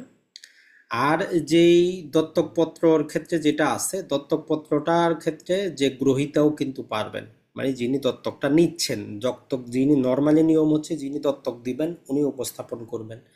আর দত্তক পত্রের ক্ষেত্রে যিনি ওই ছেলেটাকে গ্রহণ করতেছেন, অথবা যেই ছেলে দত্তক গৃহীত হচ্ছে ওই ছেলেও কি করতে পারবে, চাইলে উপস্থাপন করতে পারবে। আর 41 আমাদেরকে বলতেছে যে দাতা হলে অন্য দলিলের মতোই। মূল কথাটা হচ্ছে এখানে, যদি যাচাই বাছাইটা আমরা কিভাবে করব, তো বলতেছে যদি এক্সিকিউটর নিজেই আসে তাইলে আমরা অন্য দলিলে যে নিয়ম কানুন দেখলাম, সে কেমন, সুস্থ আছে কিনা, চুক্তি সম্পাদনের যোগ্য কিনা, এই রকম নিয়ম কানুনগুলো দেখবে। আর দাতা ছাড়া, মানে যিনি দত্তক নিচ্ছেন উনি ছাড়া, অথবা যিনি উইল করতেছেন উনি ছাড়া যদি অন্য কোনো ব্যক্তি দলিলটা নিয়ে আসে উপস্থাপন করার জন্য, তাহলে আমরা কি করব, যে ক্ষেত্রে তার মৃত্যু হয়ে গেছে, ভিন্ন ব্যক্তি আসছে, তাহলে আমরা কি করব যে ওই ব্যক্তি আসার উপযুক্ত কিনা, আইনগতভাবে উনি ক্ষমতাপ্রাপ্ত কিনা, এই নিয়মগুলো দেখা হবে। তাহলে এইটা হচ্ছে আমাদের উইল বা দত্তক পত্রর ক্ষেত্রে কে উপস্থাপন করতে পারবে তার নিয়ম কানুন। এখন ধরেন যে এই খামযুক্ত উইল যেগুলো আমরা পড়লাম, এই রিলেটেড আমাদের একটা নানা প্রকার কল্পনা থাকে যে কিভাবে খামযুক্ত উইলগুলাও আমরা উইল করতে পারি। একদম সংক্ষেপে যদি বলি, 42 বলে যে খামযুক্ত উইল আপনি জমা করতে পারবেন, কোনো সমস্যা নাই। তবে নিয়মটা হচ্ছে কি, আপনি উইল করতেছেন, ভিতরে কি আছে তো আমি জানি না, খামকিত থাকবে, উপরে আপনার নাম লিখবেন আর সাইটে লিখবেন আপনি মারা গেলে কোন ব্যক্তি ওই উইলটা কালেক্ট করতে পারবে। মানে সহজ কথা হচ্ছে ব্যাংকের নমিনি, আপনি কাকে নমিনি করতেছেন, আইনের ভাষায় বলি যে আমরা এক্সিকিউটর কাকে আপনি নিয়োগ করতেছেন সেটা আপনি উপরে লিখবেন। আর এইখানে আপনি যাবতীয় কিছু লিখে এইটা আপনি জমা করবেন 42 ধারা। আর 43 বলতেছে আপনি জমা করার পর 5 নম্বর বইয়ে তারা সিরিয়াল হিসাবে লিখে রাখবে। আর 44 বলতেছে যে আপনার যদি মন চায় আপনি যে কোনো সময় ওই উইলটা ফেরত নিতে পারবেন। আর 45 আপনাকে বলতেছে যে যদি উইলকারী মারা গেলে, এখন উইলকারী মারা গেল তারপরে কি হবে। তো নর্মালি যে জিনিসটা বলতেছে যে উইলকারী যদি মারা যায় তখন যারা দাবি করা তারা তো যাবে যে আমরা উইলটা দেখতে চাই বা আমরা নিব, উনি মারা গেছেন। তো সেখানে ওই উইলটা খুলে বই নাম্বার 3-এ তারা লিখে রাখবেন। নর্মালি যেখানে আমরা ওপেন উইলগুলো লিখি ওর কন্টেন্টটা ওইখানে লিখে তারপরে মূল উইলটা এদেরকে দিয়ে দিবেন, এবং এই যে নমিনি বরাবর প্রদান করবেন। তাইলে খামযুক্ত উইল করলেও এটা যখন আপনি মারা যাবেন, আপনি যাকে নিয়োগ করছেন উনি সরাসরি আনতে পারবে না, ওটা 3 নম্বর বই আগে লিখা হবে, লিখার পরে আপনার কপিটা আপনাকে দিয়ে দেওয়া হবে। আর 46-এ বলতেছে যে এই নিয়ম কানুন আমরা যাই কিছু পড়তেছি এগুলা কোনো কিছু উত্তরাধিকার আইন 1925 বা আদালতের কোনো ক্ষমতাকে প্রভাবিত করবে না। মানে কোনো আদালত যদি আদেশ দেয় যে না আপনি উইলটা খুলতে পারবেন না, যেভাবে আছে এভাবে নিয়ে আসেন, তাহলে ওই নিয়মটা অনুসরণ করতে হবে। এটা একটা স্বাভাবিক নিয়মের কথা আমরা বললাম। এখন 46-এর বলতেছে যে উইলগুলা কখন আমরা নষ্ট করব।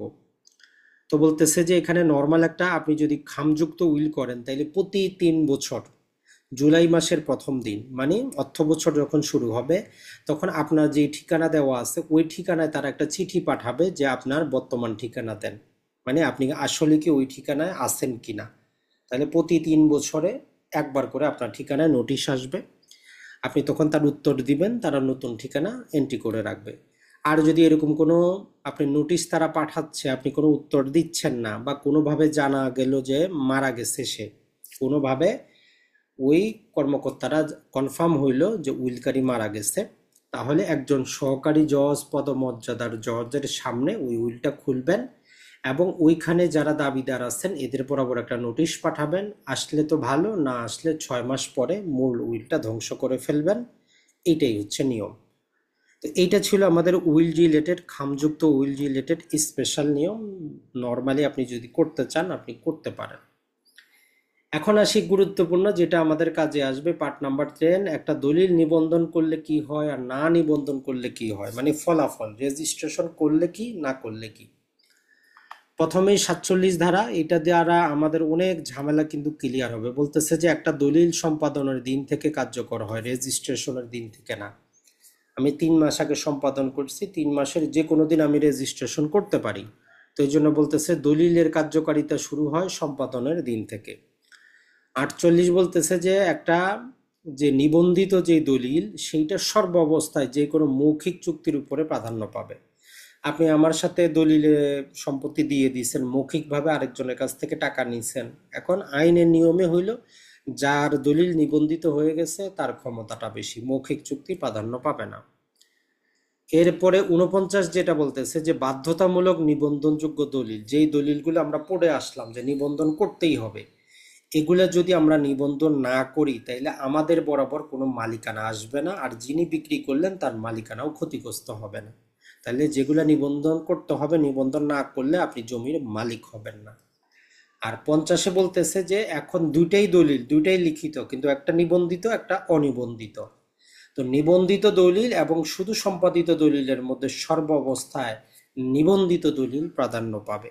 তাহলে এই 4টা সেকশন কিন্তু আমাদের অনেক ঝামেলা কিন্তু ক্লিয়ার করে দেয়।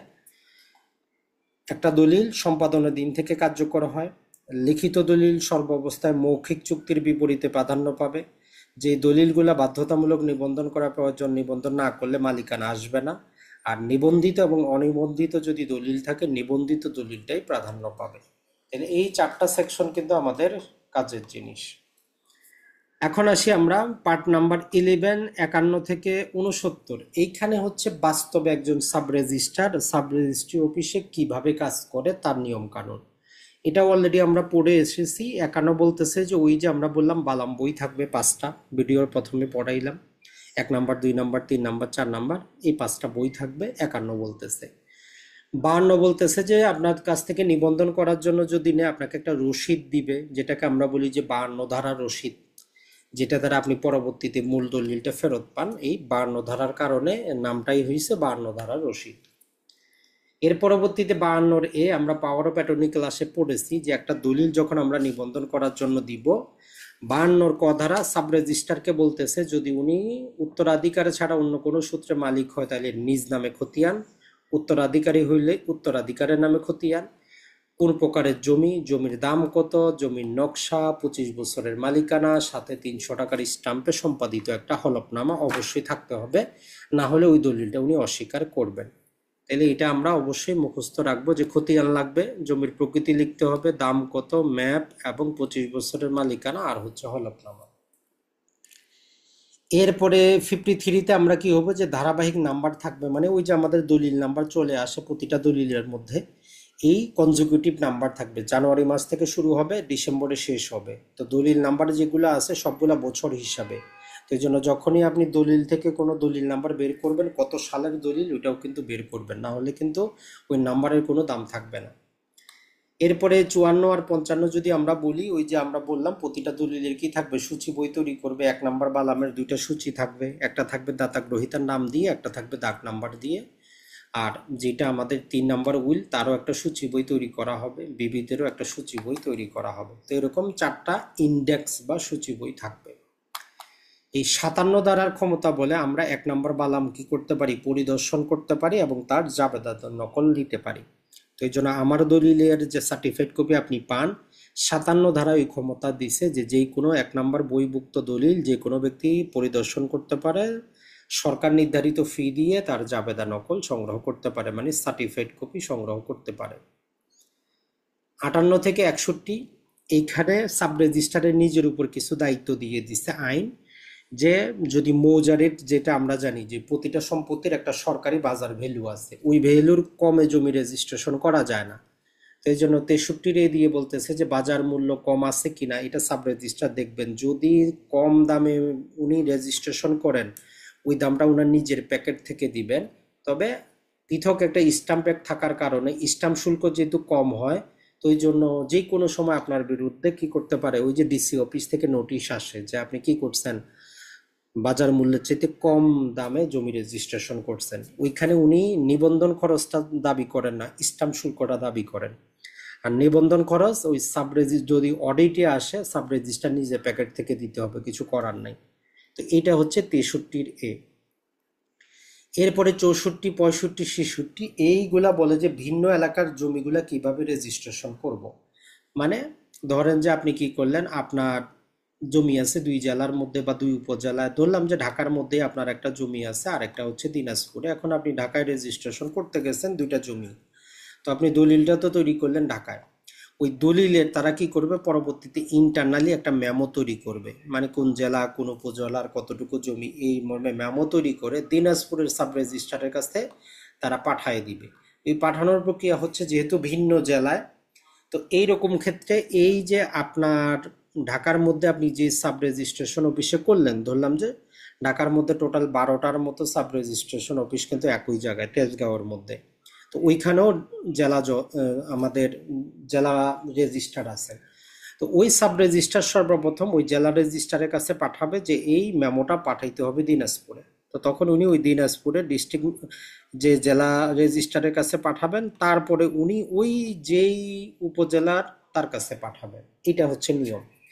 আর যদি একই জেলার মধ্যে হয়, যেমন ধরেন যে আপনার, যদি আমরা বলি দিনাজপুর মধ্যে হয় 17টা উপজেলা আছে, তাহলে ওই আর জেলা রেজিস্ট্রারের কাছে পাঠানোর দরকার নাই, এক সাব রেজিস্ট্রার সরাসরি আরেকজনের কাছে পাঠিয়ে দিতে পারবে, এখানে কোনো আইনগত ব্যত্যয় ঘটবে না। তাহলে এগুলা ভিন্ন জেলা এবং ভিন্ন উপজেলার জমি। একই জেলাভুক্ত ভিন্ন উপজেলা হইলে সরাসরি এক সাব রেজিস্ট্রার আরেক সাব রেজিস্ট্রারের কাছে পাঠাবে, মানে 1 to 1 হবে। সহজ কথা হচ্ছে এটা। কিন্তু যখন ভিন্ন জেলায় হবে তখন 1 to চলে যাবে কি, যে তার বসের কাছে, মানে জেলা রেজিস্ট্রারের কাছে, তার থেকে যাবে ওই জেলা রেজিস্ট্রারের কাছে, তারপরে যাবে সাব রেজিস্ট্রারের কাছে, মানে চেইনটা মেনটেন করবে যাতে সবকিছু ঠিক থাকে। এরপরে যদি আমরা দেখি আমাদের জন্য গুরুত্বপূর্ণ যেটা, সেটা হচ্ছে যে একটা দলিল নিবন্ধন করতে আমরা জানি অনেক টাকা পয়সা খরচ হয়। তো রেজিস্ট্রেশন আইনে শুধুমাত্র ওই যে বর্তমানে রেজিস্ট্রি খাতে 1% টাকা ওইটার কথাবার্তা বলে, বাকিগুলা ভিন্ন ভিন্ন আইনে। স্টাম্প আইনে স্টাম্পের টাকা, তারপরে আমাদের আয়কর আইনে আয়করের টাকা, ভ্যাট আইনে ভ্যাটের টাকা, বিভিন্ন প্রকার টাকা পৃথক পৃথক। তো এইখানে আমাদের কিছু দলিলের রেজিস্ট্রেশন খরচ দেওয়া আছে, আর বলছে যে কি করবে, এই যে নিবন্ধন অধিদপ্তর বিভিন্ন প্রকার ফি কত টাকা হবে এই রিলেটেড পরিপত্র জারি করবে, যেটা জারি করা আছে। আর এইটার মধ্যে আমরা যেটা পাবো সেটা হচ্ছে এই যে 13-র এ পার্টে দলিল লেখক যারা আছেন এদের জন্য নিয়ম কানুন, কারা দলিল লেখক হইতে পারবেন না হইতে পারবেন। যদি লাইসেন্স না থাকে তাহলে আপনারা বলা হবে টাউট। আর এরপরে চ্যাপ্টার 13 বলতেছে যে দলিল লেখক বিধিমালা তারা জারি করবে, 2014 সালে জারি করা আছে। তো এটা হচ্ছে নতুন এডিশনাল করা হয়েছে দলিল লেখকদের জন্য। এরপরে যদি আমরা দেখি পার্ট নাম্বার 14, এখানে আমরা 81 থেকে 84 পাবো, যে এই আইনের অধীনে যদি অপরাধ যদি কেউ করে তার শাস্তিটা কেমন। তো 81 বলতেছে যে সাব রেজিস্ট্রার নিজে অথবা তার অফিসে কোনো কর্মকর্তা করে যদি কি করে, কোনো জাল দলিল তৈরি করে, জাল নথি তৈরি করে, জাল সার্টিফাইড কপি ইস্যু করে, তাহলে তাদের 7 বছর পর্যন্ত জেল, সাথে চাইলে জরিমানা অথবা উভয়টা হতে পারে। আর 82 বলতেছে যে আমরা সাধারণ ব্যক্তিরা যদি সাব রেজিস্ট্রেশন অফিসে গিয়ে মিথ্যা সাক্ষ্য দেই, মিথ্যা কথা বলি, মিথ্যা দলিল উপস্থাপন করি, তাহলে আমাদেরও 7 বছরের জেল, জরিমানা অথবা উভয়টা হতে পারে। আর 82-র যেটা বলতেছে যে টাউট, যাদের দলিল লেখার লাইসেন্স নাই, তারা যদি দলিল লেখে তাহলে 3 মাস পর্যন্ত কারাবাস অথবা 500 টাকা জরিমানা অথবা উভয়টা হতে পারে। আর 83 বলতেছে যে সাব রেজিস্ট্রেশন অফিসে যদি কোনো প্রকার অন্যায় ঘটে, নানা প্রকার যদি জাল দলিল, নানা প্রকার মিথ্যা সাক্ষ্য দেওয়া হয়, তাহলে সাব রেজিস্ট্রার হবেন একজন নালিশকারী। উনি কি করবেন, ওই মামলাটা দ্বিতীয় শ্রেণী ম্যাজিস্ট্রেট বরাবর আদালতে পাঠিয়ে দিবেন বিচার করার জন্য। আর 84-তে বলতেছে যে সাব রেজিস্ট্রার একজন সরকারি কর্মকর্তা হিসেবে গণ্য হবেন, কিসের, ওই পেনাল কোডের জন্য। মানে উনি যদি কোনো অপরাধ করেন, তাইলে সরকারি কর্মকর্তা অপরাধ করলে তার বিরুদ্ধে আমরা যে আইনের যে ধারায় বিচার করব, ওই 84 বলতেছে যে সাব রেজিস্ট্রারের জিনিসটাকে, সাব রেজিস্ট্রারকে একজন আমরা সরকারি কর্মকর্তা হিসেবে গণ্য করব এবং আইনগুলো প্রয়োগ করব। আরেকটা সেকশন ছিল যেটা আমরা অ্যাড করতে পারি নাই, সেটা হচ্ছে 89। এই 89 নাম্বার সেকশনে বলে যে যদি কোনো আদালতের ডিক্রি আসে, যদি কোনো নিলাম সার্টিফিকেট আসে, তো তাহলে এগুলা আইনে কি লেখা আছে দেখার বিষয় না, এই নথিগুলাকে, নিলাম সার্টিফিকেট, আদালতের ডিক্রিগুলাকে সাব রেজিস্ট্রার 1 নাম্বার বইয়ে নিবন্ধন করে রাখবেন। তো এই জন্য আপনারা যারা প্রশ্ন করেন যে ভাই নিলাম সার্টিফিকেট কোথায় পাবো, তো এটা সাব রেজিস্ট্রেশন অফিসেই পাবেন। তো এটা 1 নম্বর বালামে লিপিবদ্ধ করা হয় 89 ধারায় এটাই বলা আছে। তো এই হচ্ছে টোটাল আমাদের নিবন্ধন আইন, যেটা আমরা মোটামুটি আপনাদের সামনে খুব সহজ করে নিয়ে আসার চেষ্টা করেছি। তো যদি 1-2 বার আরও দেখেন পরবর্তীতে উপকৃত হবেন। আর এর পাশাপাশি যেটা হচ্ছে যে নিবন্ধন ম্যানুয়ালটা আমরা দিয়ে দিব, তো সেখান থেকেও আপনি দেখে নিতে পারবেন। তো 1 বাই 1 আপনারা হাত উঠায় প্রশ্ন করবেন, তাহলে ভালো হয়। না হলে সবাই একসাথে প্রশ্ন করলে সমস্যাটা হয়ে যায়, কার উত্তর দিব কারটা না দিব। তো যারাই আগে প্রশ্ন করতে চান 1 বাই 1 আগে হাত উঠান, 1 বাই 1 আমরা পারমিশনটা দিই। ভাই, আসসালামু আলাইকুম। ও, জি শাকিল আহমেদ ভাই বলেন। আসসালামু আলাইকুম ভাই। জি বলেন। ওই আমার একটা প্রশ্ন হইলো, এটা অনেক আগের জমি, দুই ভাই, এর ভিতরে এক ভাই অনেক প্রভাবশালী ছিল, তাই উনি আর কি ওনার পজিশন মতো আর কি জমিগুলো উনি ওই সময় নিয়ে নিছে, তা উনি মারা গেছে। আর যে যে ছোট ভাই যে সে বেঁচে আছে আর কি। কিন্তু এখন ছোট ভাইয়ের ছেলে আর কি, তার ওই বড় ভাই যে জমি, ভালো জমি নিছে আর কি, রাস্তার কুলের জমি, ও আর কি এটা এখন বাধা দিতেছে। এই জমির আসলে কোনো বাটোয়ারা হয় নাই আর কি, কিন্তু উনি ভোগ করতেছে অনেকদিন যাবত। অনেক দিন বলতে তো কতদিন ভাই? অনেক দিন বলতে কয়দিন? 50 বছর, 100 বছর? অনেকদিন ধরে, বড় বছরের উপরে, 15-20 বছর যাবত। আচ্ছা, এখন উনি যেটা দখল করছে, উনি কি অংশ মোতাবেক সামনেটা দখল করছে, না অংশের চাইতে বেশি দখল করছে, সেটা কিছু জানেন না, কিনা ভাই? অংশ মোতাবেকই আছে, কিন্তু পজিশনে ওনার জমিগুলো পজিশনে সব রাস্তার গুলে। আচ্ছা, এখন আপনি মানে কি জানতে চাচ্ছেন?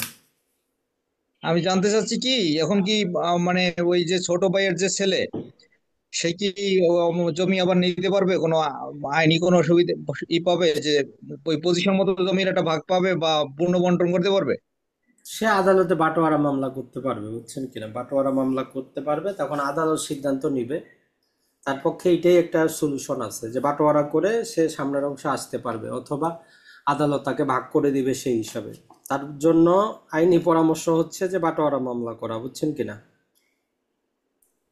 এটা হচ্ছে মূল বিষয়। বুঝতে রায় কি কোনো কোনো মানে ধারণা যে রায় কি উনি পেতে হ্যাঁ, পারে ওনার রায় কিছু না, মানে? নর্মালি যদি যিনি মামলা করছেন ওনার আইনজীবী যদি সঠিক হয়, ওনারা কমিশন ইস্যু করাবে, আদালতকে বলবে যে আপনি একটা কমিশন ইস্যু করান, জমির বাস্তব অবস্থাটা দেখান, ভ্যালুয়েশন করান, সামনের অংশের দাম বেশি পিছনের অংশের দাম কম।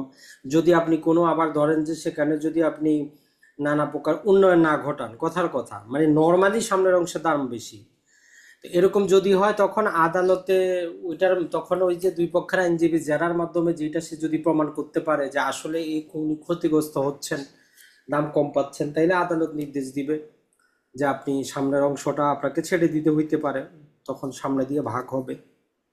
তো ওনার প্রতিকার হচ্ছে যে বাটোয়ারা মামলা করা। জি। চাচা, কিন্তু এটা কিন্তু চাচা মানে চাচা, চাচাদের জমি। যারই জমি হোক ভাই, যেহেতু অবিভক্ত সম্পত্তি, কারো যদি আপত্তি থাকে উনি বাটোয়ারা মামলা করতে পারবেন, বুঝছেন কিনা? আপনি ভাগ করে নিলে তো আর এই ঝামেলাটা আসতো না, বুঝছেন না? না। হুম। কারণ উনি তো আর দখল উদ্ধার চাচ্ছেন না, ওটা তো অবিভক্ত সম্পত্তি, বাটোয়ারা হয় নাই।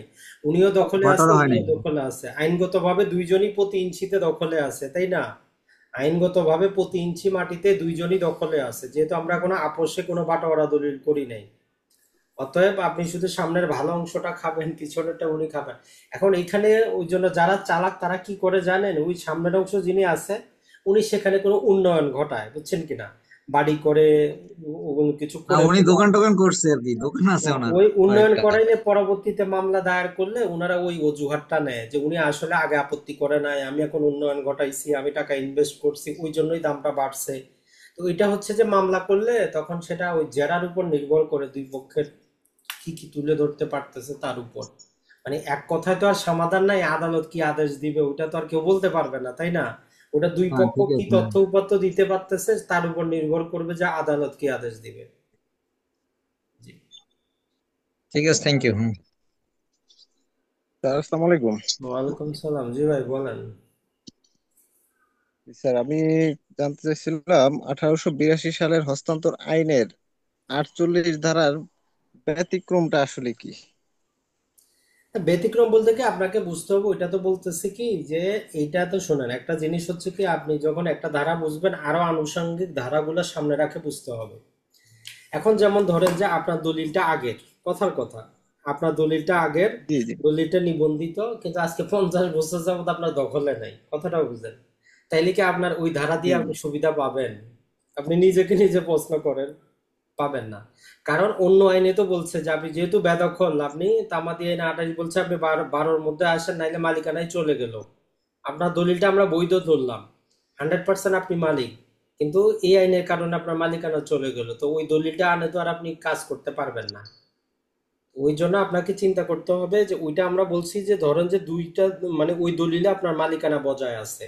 ধরেন যে 2 বছরের মধ্যেই ঘটনা, একটা সম্পত্তির একটা আগে দলিল জি নিবন্ধিত হয়েছে, যাবতীয় কিছু হয়ে গেছে, পরে হয়তো সাবসিকুয়েন্ট আরেকজন একটা দলিল বানাইছে, যদি তার দখলেও থাকে জি জি আপনি আদালতে মামলা দায়ের করে আপনি সম্পত্তি পাবেন, যেহেতু আপনার সম্পত্তি দলিলটা আগে, বুঝছেন কিনা? এটা হচ্ছে, তাইলে যখন আপনি এরকম জিনিস বুঝবেন, টোটালটা বুঝবেন যে আমার দলিলের কার্যকারিতা এখন আছে কিনা, এটাই আর কি। জি। ধন্যবাদ। স্যার আরেকটা প্রশ্ন ছিল, এই যে আমরা যে বায়না দলিলটা করি, বায়না দলিলে কি পূর্ণাঙ্গ কাগজ দেখান লাগে রেজিস্ট্রেশনের জন্য, নাকি এমনি মোটামুটি ফটোকপি দিয়ে টিয়ে করা যাবে যে না, আগে করা রেজিস্ট্রেশনের যাইতো, সময় পূর্ণাঙ্গ শুনেন, আগে করা যাইতো, আগে হয়ে যাইতো, এখন সাব রেজিস্ট্রাররা দেয় না, তারপরে ওই যে ঘুষ খাওয়া দেয়, বুঝছেন কিনা, একদম সহজ কথা, যেখানে আগে ধরেন যে নামজারি না থাকলেও বায়নাটা করা যাইতো, বুঝছেন, নামজারি না থাকলেও বায়নাটা করা জি জি যাইতো। এখনো আইনগত ভাবে করা যায়, যেহেতু বায়না দলিল কোনো হস্তান্তর দলিল না, বুঝছেন কিনা, কিন্তু সাব রেজিস্ট্রাররা জি জি আপনার ওই খাজনা খারিজ কাগজ না থাকলে করে না। আর করতে চাইলেও মোটা অঙ্কের ঘুষ নিবে, বুঝছেন কিনা, সহজ কথা, করতে চাইলেও মোটা অঙ্কের টাকা নিয়ে করবে। এখন আপনার যদি টাকা থাকে, টাকা দিয়ে করাইতে পারবেন, কোনো সমস্যা নেই। বাবা এসে বিসমিল্লাহ খাওয়া শুরু হয়, যাও। স্যার, আরেকটা প্রশ্ন ছিল স্যার। বলেন। স্যার, প্রশ্ন হলো ওই যে আমার মামলা হয়েছে, আমার একটু জবাব দেওয়া লাগে। স্যার আমি এই কাগজপত্রগুলি আপনার কাছে একটু পাঠাইতে চাই, মানে আমি কি আসলে মামলা খসড়া হয়েছে দিয়ে আপনার? কোন এতে পাঠাবো? দেওয়ানি মামলাই হয়েছে স্যার।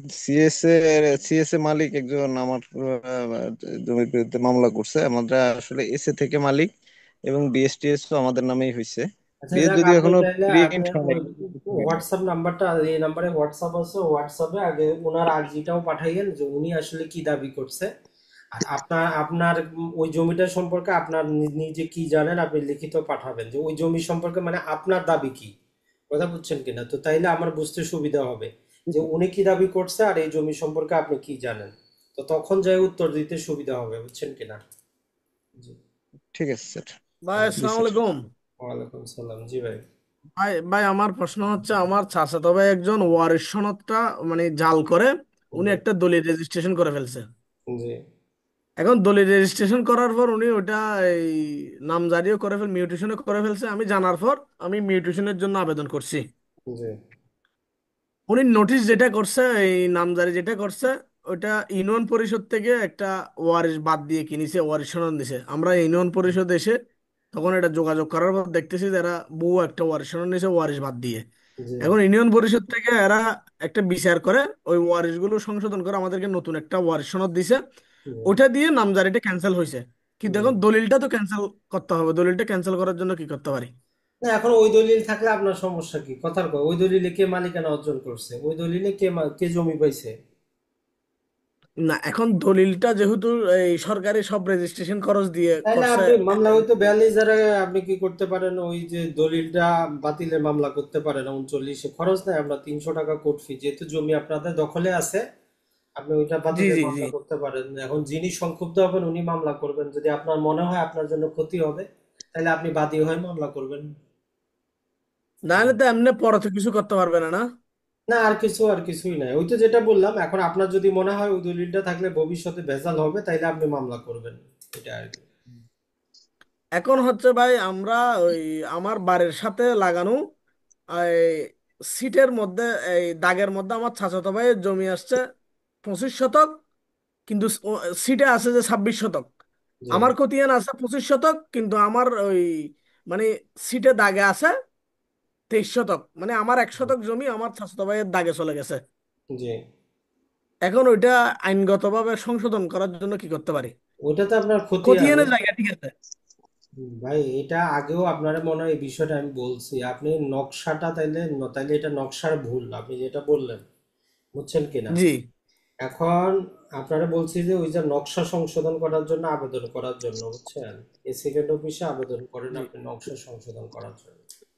এটা আমি এসিলেনের সাথে যোগাযোগ করছি, উনি বলতেছে যে এগুলো এখানে হবে না, এটা সরাসরি তুমি দেওয়ানি আদালতে মামলা করো।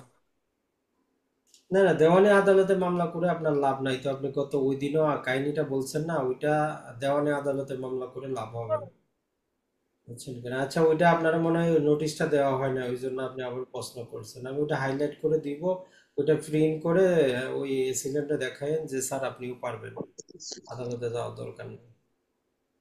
জি তাইলে ভাই এখন ওইটা ওই দলিলটা তো আর ক্যান্সেল করতে হবে না, না?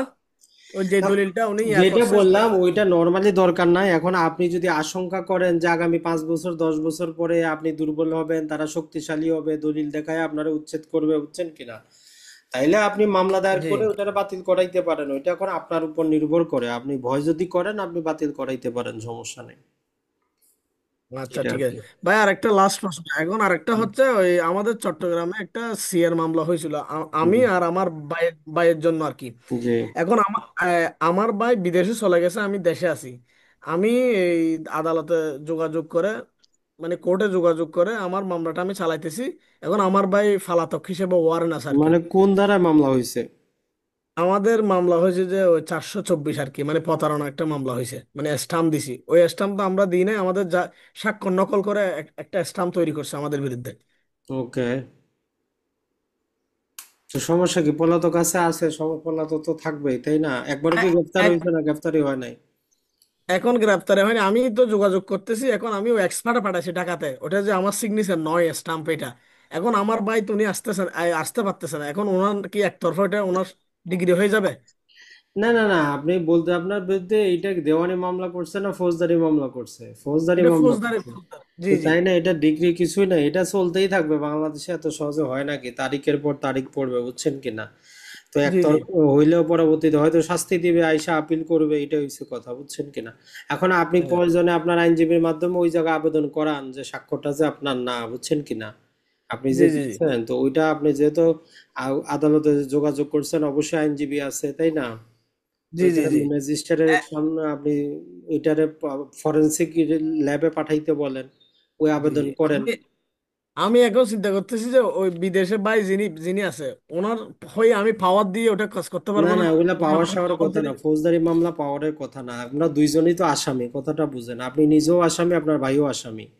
এখন জি মূল জি জি কাহিনীটা হচ্ছে আপনার ওই ভাইয়ের দরকার নাই তো, যদি আপনি আদালতের মাধ্যমে আইনজীবীর মাধ্যমে আদালতের মাধ্যমে এটা প্রমাণ করাইতে পারেন যে ওই সাক্ষ্যটা আপনার না, তো আপনার স্বাক্ষর যাচাই করতে গিয়ে তখন তো আপনার ভাইয়েরটাও তারা যাচাই করবে, যেই অফিসার করবে, তো ওইখান জি জি থেকে মামলাটা খালাস হয়ে যাবে, আপনার ভাইয়ের দরকারও নাই, বুঝছেন কিনা? এরা এরা আমাকে বাদ দিচ্ছে, মানে আমারটা না হয়ে বাদ দিচ্ছে, ওনাকে নাকি সাজা করাবে, ওই জন্য একটু চিন্তিত আছি আর কি। না না, কথা হচ্ছে ভাই, মামলা যদি হয় ওইটা উনি আর বলে লাভ নাই, মামলা যদি আপনি যদি এইটা প্রমাণ করতে পারেন, যদি তদন্ত রিপোর্ট আনাইতে পারেন যে এই স্বাক্ষরগুলো আপনারও না, আর তদন্ত কর্মকর্তার সাথে আলোচনা করে যে উনার যদি বাসায় কোনো স্বাক্ষর থাকে, দলিলপত্র জি থাকে, ওনারা বলে উনি যাচাই করে যদি রিপোর্ট দেয় যে এখানে যারা যারা অভিযুক্ত আছে কারো স্বাক্ষর না, তাইলে ওনার বিরুদ্ধে মামলাই তো চলবে না, বুঝছেন কিনা? উনি বাংলাদেশে আসারও কোনো দরকার নাই।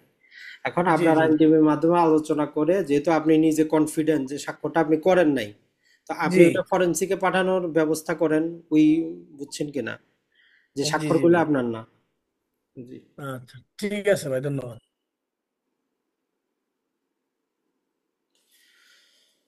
জি, অসংখ্য ধন্যবাদ। আর কারো প্রশ্ন থাকলে বলতে ভাইজান, পারেন, না হলে আমরা শেষ করব। জি আসসালামু আলাইকুম। জি ভাইজান, আমার বাবা একটা দলিল করছে 1976 সালে।